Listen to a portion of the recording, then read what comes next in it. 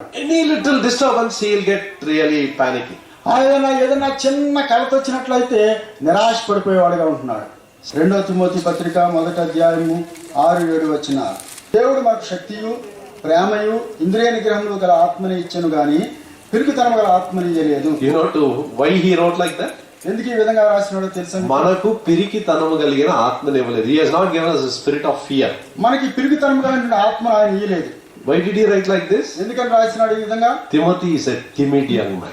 ఆ యొక్క తిమోతి పిరికితనం కలిగిన వాడుగా ఉంటున్నాడు. He is talented. ఆయన ఎంతో చాతుర్యం కలిగినాడు, తలాంతులు కలిగినాడు. He is burying it. He is not using it. He is afraid of people. ఆ యొక్క ప్రజలను బట్టి కలిగినటువంటి భయాన్ని బట్టి ఆ తలాంతులన్నింటినీ అతను పాతిపెట్టి వేస్తూ ఉన్నాడు. You know, people cannot help us in our ministry many times. They can hinder us by commenting wrongly, commenting adversely, making discouraging remarks. You get very downhearted. You said, I'm not going to do anything. I'm just going to quietly come and go away.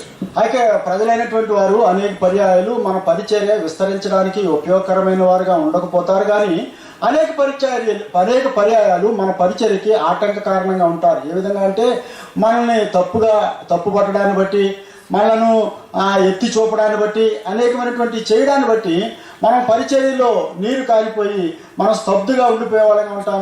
ఎందుకు వచ్చింది ఈ పని, నాకు ఇంకా చాలులే, వచ్చి కూర్చుని వెళ్ళిపోతాను అనేటువంటి స్థితిలోనికి మనం నడిపించేవారుగా ఉంటారు. See, we cannot control the mouths of others, but how is our mouth?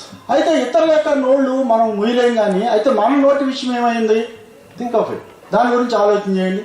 Are your words, my words, building up somebody or breaking somebody? నా మాటలు ఇతరులను కట్టేవిగా ఉంటున్నాయా, లేదంటే కూలదోసేవిగా ఉంటున్నాయా?